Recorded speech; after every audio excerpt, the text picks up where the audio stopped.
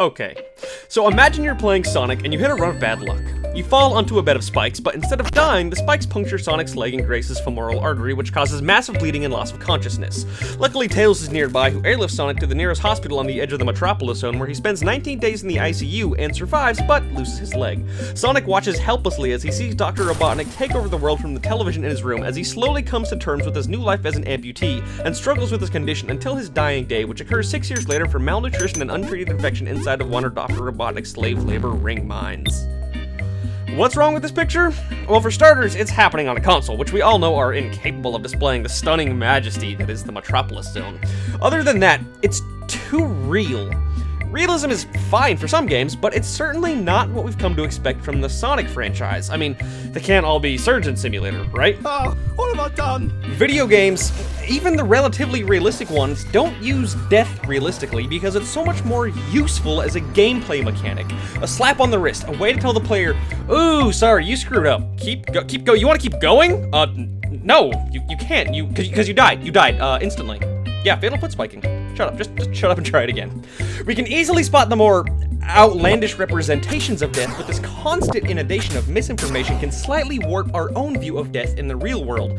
Today, I would like to correct some of these misconceptions, so stock up on extra lives and press F5 to quick save, because this save file is all about death.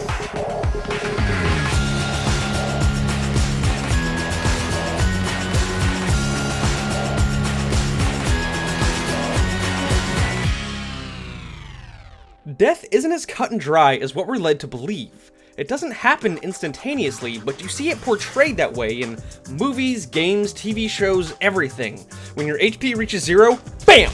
You're now dead. You shoot someone 5 times in the elbow, BAM! Dead. You hold someone in your arms, they say that one last poignant line, and then BAM! They're gone forever. I'm sorry, Ezio, but that's not how it works. There is no moment of death. Death is more of a process, and even with modern technology, we don't know when the process is finished until after it's done. The loss of consciousness that you always see in games and movies occurs near the beginning of this process, and the irreversible brain decay that occurs afterwards results in what we traditionally think of as death.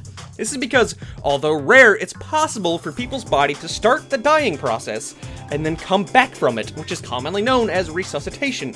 This means you never really know when someone has permanently died until they've been dead for a while. In reality, medical professionals don't just look at a person and say, "They're gone." They just continue working until the patient's chances of recovery drop to about 0%. Death is so hard to recognize that in most first world countries, a single doctor can't even declare someone dead. One doctor needs to do like a dozen tests, things like poking them with a needle and testing their reflexes, and then call in another doctor to see that and be like, "Yeah, he's pretty dead, go ahead and call it." So, when did he die? Well, that depends on your definition of death. Sometimes it's defined as the cessation of the body's vital processes, but cessation doesn't imply permanency, and vital processes become subjective based on available technology. For example, a heartbeat is a vital process, and you'll die without it. Unless you use some kind of machine to circulate blood without a heart. It also means you can die a bunch of times as long as you get resuscitated afterwards. Another definition is the irreversible cessation of all functions of the entire brain, including the brain stem, aka brain death. But sometimes a brain dead person's body can live on, even though there's no one upstairs. In this case, the person is still legally alive in some regions, but they are effectively dead. What we usually mean when we talk about death is the irretrievable loss of the continuity of information in your personality. Like the other definitions, there's lots of room for interpretation, but we all basically understand it. Regardless of bodily functions or consciousness, someone is dead once the parts in their brain that hold their identity, their personality, and memories permanently cease to function. To make matters more complicated, this loss of brain function isn't instantaneous, it happens slowly, and it certainly doesn't happen to all parts of the brain equally.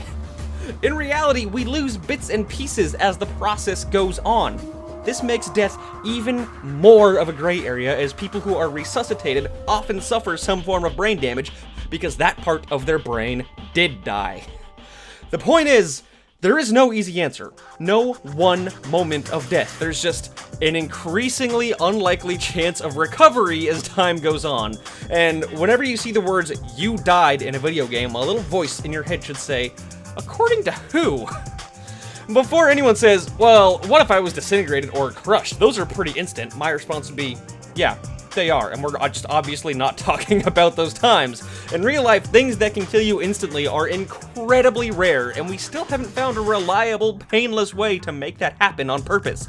The guillotine was probably the closest we've come, and our current method, lethal injection, favors painlessness over instantness. But of course, in video game land, it's just easier to say that everything kills you instantly than show how you collapsed and slipped in and out of consciousness for 2 hours as your body tried to combat the loss of blood with surges of adrenaline, and you ultimately died after having multiple seizures, choking on your own tongue, and defecating yourself. Although if any game did that, I'd probably play the hell out of it.